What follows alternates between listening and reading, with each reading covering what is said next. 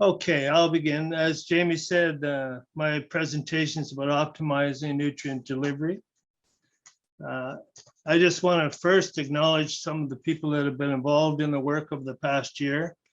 And first is the graduate student, Alana Donitz or Jane Donitz. She worked on manganese and iron nutrition. And she completed her thesis in the fall of 21. Gail Bodso and Siobhan Dayball were members of her advisory committee. The second graduate student is Catherine Teeter Wood, who's working on boron and molybdenum nutrition. David Woolen and Bill McDonald were on her advisory committee. Technical assistance was provided by another graduate student, Ed Flaherty and Gordon Hoover. Jamie Albers and Lou Shank were also involved in the work.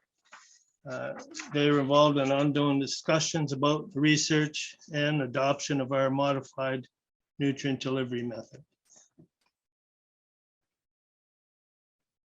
Before I begin, I would just like to give a talk about this year's work. I'd like to give a little bit of context from the previous years. So chrysanthemums or mums are, as most of you know, an economically important crop worldwide. It is the third most produced indoor potted flower with about 5 million units. That's indoor potted mums. So it's the fifth most produced outdoor garden flower, potted at about 3 million units. And it's also the third most produced cut flower at about 23 million units. Mums are of particular interest to us, particularly the indoor mums, because they are well suited to sub-irrigation, typically grown in 10 to 15 centimeter pots with 1 to 3 cuttings. In a commercial setting, sub-irrigation or capillary irrigation is typically operated as an ebb and flow system, whereby the nutrient solution is pumped from the reservoir onto the troughs, flood benches, or flood floors to a shallow depth and then is allowed to drain. The pictures on the right here show examples of flood floors in a commercial greenhouse. The solution then contacts the growing medium at the bottom of the pot and then is drawn up by capillary action so that the uptake of the water and nutrients is non-selective.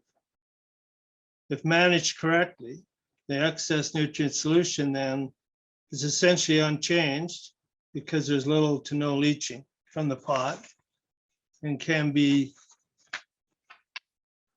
recycled, effectively eliminating nutrient runoff. And historically, mums have been over-applied, or indoor mums have received over-applications of fertilizer nitrogen or fertilizer nutrients. So our research is focused on optimizing these fertilizer inputs.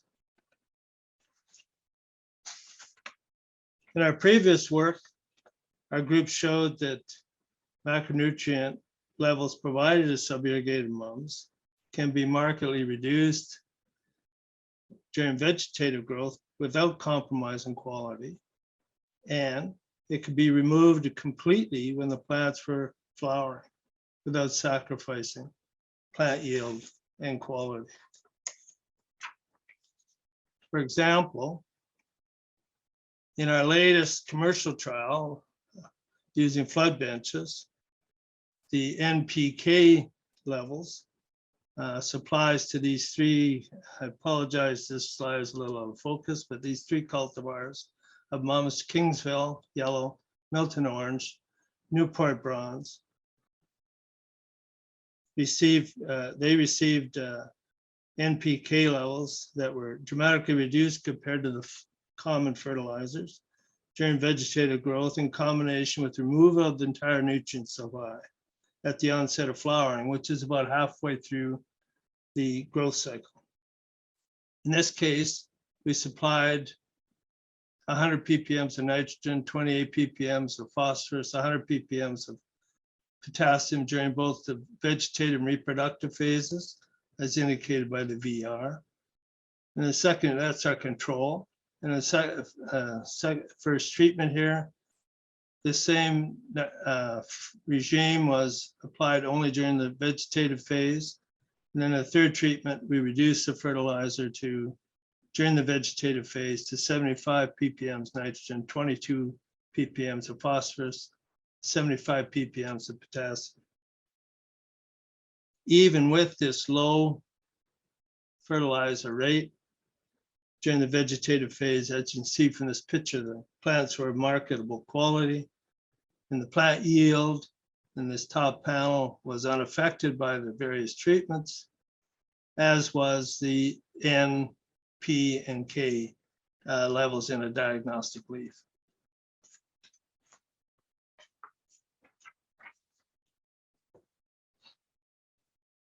This next slide summarizes the lowest levels of macronutrients we used in our research and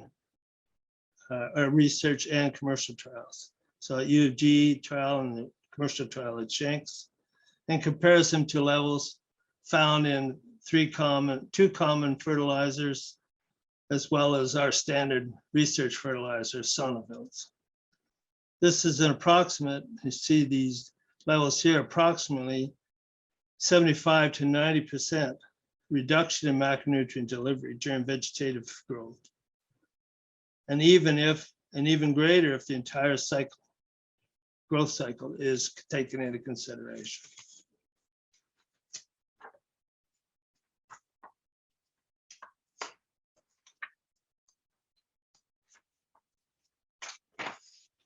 With these optimized regimens down here, you can then look at the leaf macronutrient status, and all of these levels in these various experiments were comparable to those found in the extension literature. For example, OMAP publication 370 and information from R.J. Hill Laboratory in Georgia.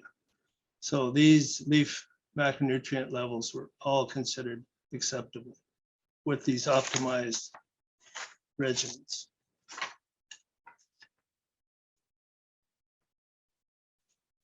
To continue this work in our current project and to investigate whether further fertilizer savings were possible, we reduced the levels of micronutrients. And to date, we've completed research experiments with zinc, manganese, copper, and iron using this trough ebb and flow system in our research greenhouses.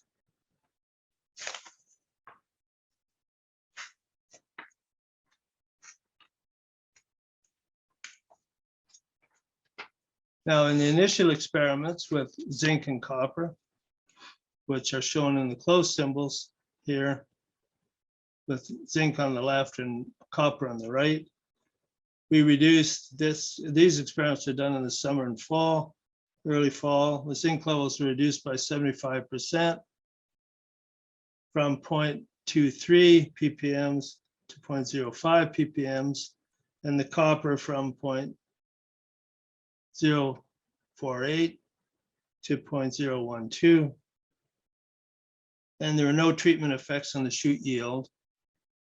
As you can see from this graph, the shoot yield in both cases was pretty flat, regardless of the cultivar. And there were no other morphological characteristics, adverse characteristics at harvest were observed. The subsequent experiments, which are indicated by the open symbols, they were conducted in the winter and early spring, and the zinc and copper treatments were replicated in their entirety. And once again, while the yields are a little lower, they're also unaffected by the treatments. The tissue and zinc and copper levels are shown in the bottom panel. And as you see there, if you take into consideration the y-axis doesn't start at 0, the levels are relatively steady, and only 2 cases where there's significant differences where the letters are indicated along the curve. But these are relatively minor compared to the 4-fold change in the delivery levels.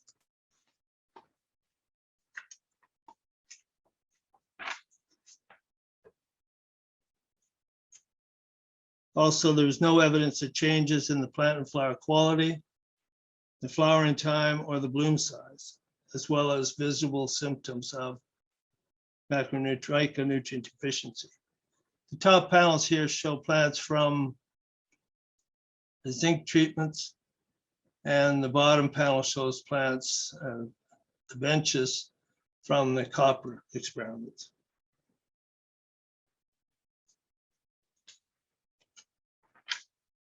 In the past year, we completed experiments with manganese and iron, and both experiments are shown here. Like the zinc and copper experiment, we reduced the micronutrient level by 75%. In the first year, if there's the closed symbols, and then in the second year, we reduced it by another 75% because there was no effect in the first year. So there was no effect on yield, no effect on other morphological symptoms such as shoot height, chlorophyll levels, and so on. And say that's with both manganese and with iron. So overall, the nutrient levels are ranged about, were varied about 16-fold in this experiment. So it's quite a reduction. Nevertheless, the levels in the tissues were relatively consistent, although this looks a little like there's one high point here, but again, recognize that the axis doesn't start at 0, so these results, there are no significant differences.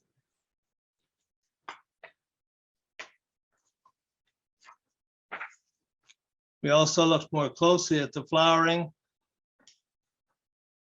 in both experiments, both cultivars. As you can see, the flowers develop uniformly over the treatments in both years and in both cultivars. That's what this particular slide shows the manganese. The next slide shows the iron, and see the same results where the bloom development is pretty uniform regardless of the iron treatments.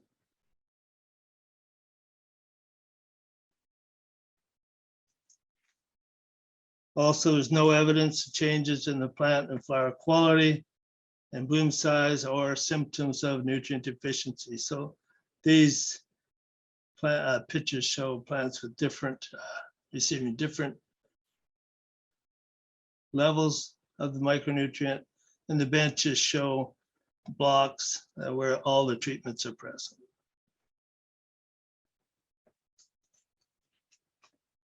In the past year, we completed the first boron and molybdenum experiments, which are shown here in the closed symbols. The open symbols I've reserved for the current experiment, so that data is not on the slides yet. Once again, we removed the micronutrient level by 75%, or we reduced it by 75%. In case the boron was reduced from 0.054 to 0.014 ppms. The copper, or the molybdenum, sorry, from 0.048 to 0.012 ppms compared to the industry standards, and there were no adverse effects on yield or other morphological characteristics, regardless of the cultivar. Also, the tissue, boron and molybdenum levels were relatively steady, despite the 4-fold range in micronutrient delivery. This is getting a little routine, but the boron nutrition also didn't affect flower development. It was pretty uniform across the treatments in the two cultivars. And this applies similarly with molybdenum.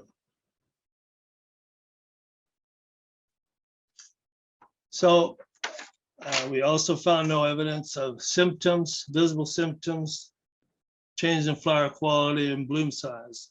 So in the current experiment, we've reduced the boron and molybdenum another 75%. I mean, people, when you publish these sort of results, people want to see an effect.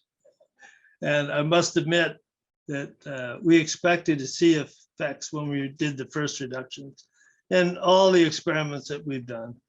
And we always seem to have to reduce it even more.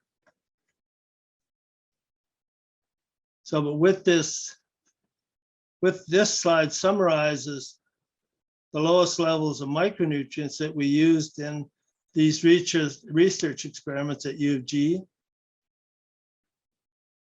And in these are these macronutrient experiments, but these are the micronutrient levels in those experiments that I showed you above. And this is the lowest level that we're getting from our actual micronutrient trials. And that's the 2019 to 21. So compared to the Sonnefeld solution, which is our research standard, these levels are approximately 75% reduction compared to that. But if you compare it to the commercial fertilizers, you can see that this reduction is even more dramatic.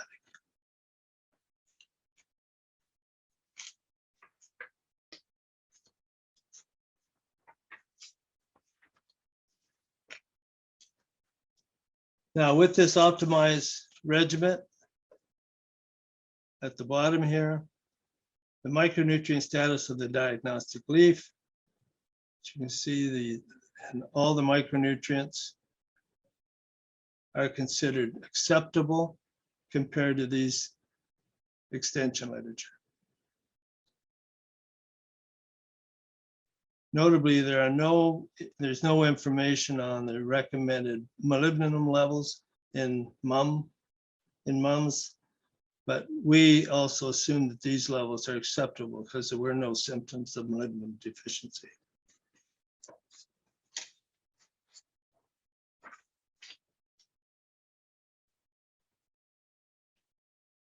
In the past summer, we had planned to conduct a commercial trial at Shanks to assess the impact of the lower micronutrient levels in combination with the optimized macronutrient regime. Unfortunately, indoor pot mums were unavailable due to a crown gall epidemic. Instead, we decided to use outdoor garden mums indoors. Unfortunately, the garden mums are sufficiently different from the pot mums that they required the addition of extra macronutrients once visual symptoms of deficiency were observed in order to produce marketable plants.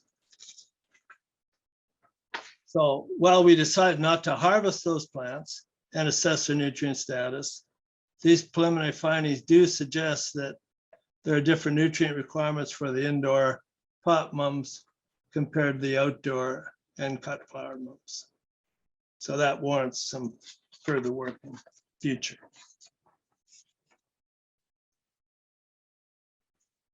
Our next objective, the final objective, will be to test the optimized macronutrient and micronutrient deliveries or regimens that we've developed with both sub-irrigation and drip irrigation. And so initially the sub-irrigation will be studied in both the research and commercial setting, and the drip irrigation in only a commercial setting.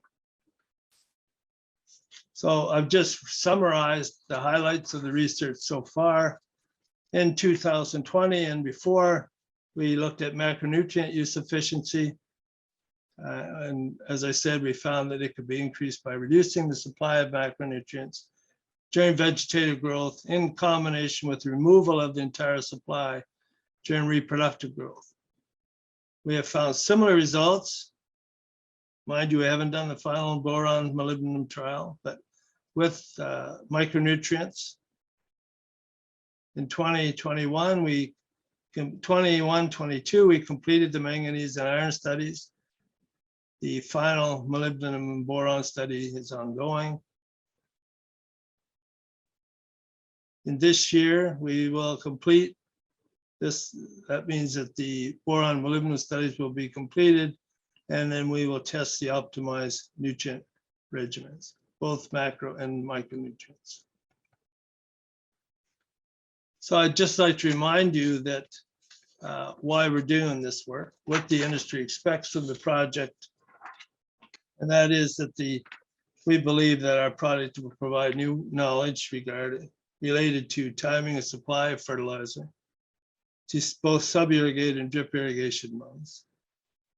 This nutrient delivery system should reduce or result in less nutrient usage and costs, and a smaller volume of less concentrated nutrient-rich feed water that must be treated and or discharged if and when it is not recycled. We also believe in the long run, this strategy can be applied to other floricultural crops and possibly edible greenhouse crops. And we also think that this will lead to new fertilizer formulations. Just like to say a comment about the KTT. As I said earlier, Jane completed her thesis in the fall, and 2 of our publications, which were in press, have appeared in print in the past year. Canadian Journal of Plant Science is a little slow in getting things out, but they do a good job in the final product. And finally, I'd like to acknowledge the funding agencies, COHA, the Government of Canada, under the Canadian Agricultural Partnerships Program, Agri-Science Program, and my industry partners, Shank Farms and Greenhouses, and Agmatica Bioscience. Thank you very much.